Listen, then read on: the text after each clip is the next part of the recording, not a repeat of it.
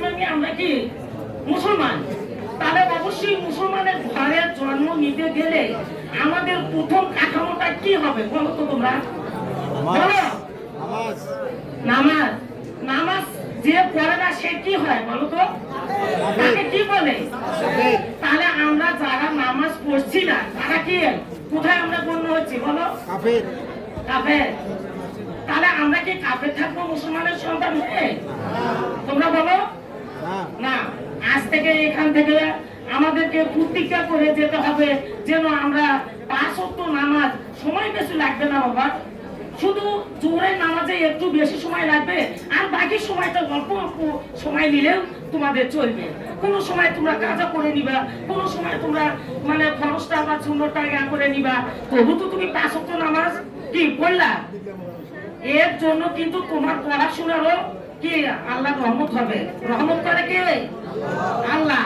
এখন তুমি তার গুণগান করো না, তুমি তাকে ডাকো না, তাকে খুশি করাও না, তোমাকে কিভাবে খুশি করাবে?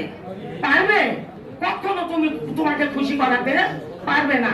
তবে আমি তোমাদের কাছে এইটুকুই আশাবাদ ব্যক্ত করে কথা বলছি যে তোমরা আজ থেকে এখান থেকে অঙ্গীকার করে যাবে যে আদর্শ কলেজে আমরা ভর্তি হয়েছি এবং এখান থেকে আমরা সবাই আমরা কি করব? 5 ওয়াক্ত নামাজ পড়ব।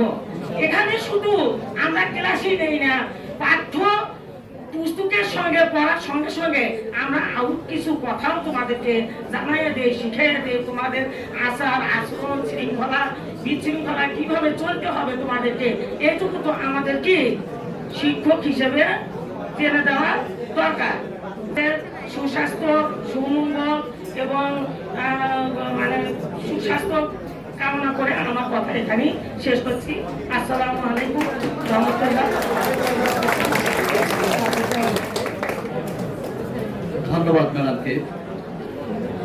যা পর্যায়ে বক্তব্য রাখার জন্য আহ্বান জানাচ্ছি অত্র কলেজের বাংলা বিভাগের সহকারী অধ্যাপক ও শিক্ষক প্রতিনিধি জনাব শাহনাজ পারভীন। বক্তব্য রাখছেন জনাব শাহনাজ পারভীন।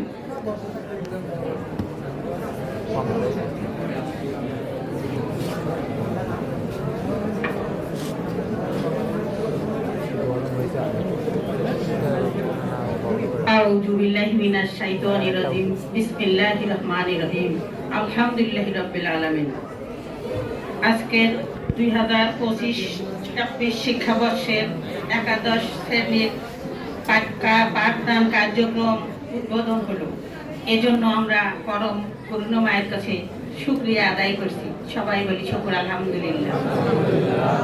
আজকের এই পাঠদান কার্যক্রম অনুষ্ঠানে উপস্থিত আছেন সম্মানিত সভাপতি ভারপ্রাপ্ত অধ্যক্ষ গোলাম মোস্তফা স্যার এবং উপস্থিত আছেন প্রধান অতিথি হিসেবে অত্র কলেজের গভর্নিং বডির সভাপতি জনাব জহুরুল হক সরকার এবং উপস্থিত আছেন গভর্নিং বডির প্রতিষ্ঠাতা সদস্য আলহাজ আব্দুল রশিদ সরকার, আমাদের সবার পরিচিত এবং যে নামক বড় ভাই। আরো উপস্থিত আছেন উপাধ্যক্ষ জনাব মুজাহিদুল ইসলাম, আমার প্রিয় সহকর্মী বিন্দু, আমার অফিস সহকারী বিন্দু এবং দ্বাদশ শ্রেণীর শিক্ষার্থী বিন্দু এবং আজকে যাদের জন্য এই আয়োজন, যারা এই অনুষ্ঠানের প্রাণ, আমাদের সন্তান তুল্য স্নেহধন্য নবাগত শিক্ষার্থী বিন্দু, সকলকে আমার সালাম। আসসালামু আলাইকুম ওয়া রাহমাতুল্লাহি ওয়া বারাকাতুহু। আজকের এই পবিত্রতম দিবসে আমি প্রথমেই স্মরণ করছি শ্রদ্ধা ভরে সেই সব মহান ব্যক্তিদের যাদের অনুপ্রেরণায়, যাদের ত্যাগে, যাদের অক্লান্ত পরিশ্রমে এই কলেজটি প্রতিষ্ঠিত হয়েছে। তার মধ্যে প্রথমে শ্রদ্ধার সাথে স্মরণ করছি জনাব মরহুম আব্দুল মালেক সাহেবকে এবং তার সাথে আরো যারা মৃত্যুবরণ করেছেন। এই অনুষ্ঠানের মধ্যে দিয়ে তাদের রুহের মাগফিরাত কামনা করছি এবং যারা জীবিত আছেন তার মধ্যে স্মরণ করছি মাওলানা নজরুল ইসলামকে এবং আরো যারা জীবিত আছেন আমাদের রশিদ ভাই সহ সকলকে এই অনুষ্ঠানের মধ্যে দিয়ে সালাম জানাচ্ছি। তাদের সুস্বাস্থ্য এবং সর্বাঙ্গীন কল্যাণ কামনা করছি। আমরা আদর্শ কলেজের পক্ষ থেকে তাদের কাছে কৃতজ্ঞতা স্বীকার করছি। তাদের অক্লান্ত পরিশ্রম না হলে হয়তো আজকে এই প্রতিষ্ঠানটা এইভাবে প্রতিষ্ঠিত হতে পারতো না। এজন্য আমরা মহান আল্লাহর দরবারে তাদের জন্য আবারও শুকরিয়া আদায় করছি। এবারে আমি স্বাগত জানাচ্ছি 2025-26 শিক্ষাবর্ষের 31তম ব্যাচের একাদশ শ্রেণীর নবাগত শিক্ষার্থীদেরকে। তোমরা এসেছো কলেজের প্রথম দিবসে প্রথম প্রভাতে আমাদের হৃদয়ের দ্বারে অমলিন স্নেহ শাশ্বত ভালোবাসা যতটুকু আমাদের হৃদয়ে আছে বিলিয়ে দিলাম উদার প্রাণে তোমাদের তরে। তোমরা আমাদের হৃদয় নিংড়ানো ভালোবাসা গ্রহণ করো। আমাদের কাছে এই দিনটি প্রতিবারই নতুনের আমেজ নিয়ে আসে এবং আমরাও খুব উপভোগ করি। মনে হয় শিক্ষক হিসেবে মানে চাকরি জীবনে শিক্ষকের সবচেয়ে গর্বিত জাতি। প্রতি বছরই অনেকগুলো নতুন নতুন মুখের আমরা সন্ধান পাই, দেখা পাই। তোমরা মেয়েরা আমার কিন্তু সন্তান তুল্য। আমি শুধু এখানে তোমাদের শিক্ষক নই, অভিভাবক এবং মায়ের মতো। একটু মুখটা যদি তোমরা খোলো তাহলে কিন্তু আমি আমার সন্তানদেরকে চিনে নিতে আমার সমস্যা হবে না। কেননা অভিভাবকের সামনে সম্ভবত মুখটা খোলা যায়। হয়তো তোমরা বলবে যে ম্যাডাম আপনিও তো খোলেন নেই, তা খুললাম। দেখো তোমরা আমাকেও দেখো, তোমরা আমাকে দেখাও। আচ্ছা, তোমরা স্কুল জীবনে 10টি বছর শিক্ষা লাভ করে এসেছো একাদশ শ্রেণীতে। তোমাদের চোখে মুখে কিন্তু অনেক আশা, অনেক স্বপ্ন, আভাস আমরা লক্ষ্য করছি। খেয়াল করো, এই স্বপ্ন আশাকে বাস্তবায়ন করার একমাত্র পথ জ্ঞানের সাধনা। একমাত্র পথ জ্ঞানের সাধনা করা। সংস্কৃতে একটা শ্লোক আছে সবার পরিচিত, ছাত্র নং অধ্যয়নং তপ, অধ্যবসায় ছাত্র জীবনের তপস্যা। আমাদের অনেকের ধারণা কি জানো, যে অসাধারণ প্রতিভা ছাড়া জীবনে বড় কিছু অর্জন করা যায় না। এ সম্পর্কে বিজ্ঞানী নিউটন কি বলেছেন, যে আমার আবিষ্কারের কারণ প্রতিভা নয়, দীর্ঘ জীবনের চিন্তাশীলতা এবং পরিশ্রমের ফলে আমি দুরূহ তত্ত্বগুলো ধরতে পেরেছি। আবার ডাল্টন কি বলেছেন, প্রতিভা বলে কিছু নাই, সাধনা করে যাও, প্রতিভাকে অগ্রাহ্য করতে পারবে। আবার ফরাসি দার্শনিক ভলটেয়ার কি বলেছেন, যে লোকে আমাকে বুদ্ধিমান বলে জানে, কিন্তু আমি পরিশ্রম ছাড়া কিছুই জানি না। আবার জনৈক আরেকজন দার্শনিক বলেছেন, যে আমি বহু মেধাবীকে হাঁটতে দেখেছি, কিন্তু পরিশ্রমীকে হাঁটতে দেখিনি। তাহলে কি দাঁড়ায়? তাহলে কি দাঁড়াচ্ছে, যে অধ্যবসায়ের বিকল্প নাই, বই পড়ার বিকল্প নাই। তোমরা এই মোবাইল নামক মারণ অস্ত্র এখন আমাদের হাতে আসছে, আমি ওটাকে মারণ অস্ত্রই করবো। কি যে সময় অপচয় হয় আমরা বুঝতেই পারি না, তোমরা বুঝতেই পারো না। অথচ ওই মোবাইলকে বাদ দিয়ে তোমরা যদি বইকে সাঙ্গ করো তাহলে হবে কি, যে তোমাদের জ্ঞানের সীমা সীমিত থাকবে না, দিন দিন বৃদ্ধি পাবে। পড়িলে বই আলোকিত হই, না পড়িলে বই অন্ধকারে রই। সৈয়দ মুস্তফা আলী রহমান রচনার লেখক, তিনি তার বই কেনা প্রবন্ধে লিখেছেন, রুটি মদ ফুরিয়ে যাবে, প্রিয়ার কালো চোখ ঘোলাটে হয়ে যাবে, তবু একখানা বই অনন্ত যৌবনা, যদি বইখানা তেমন বই হয়। তাহলে কি এখানেও বোঝা যাচ্ছে যে বই পড়তে হবে।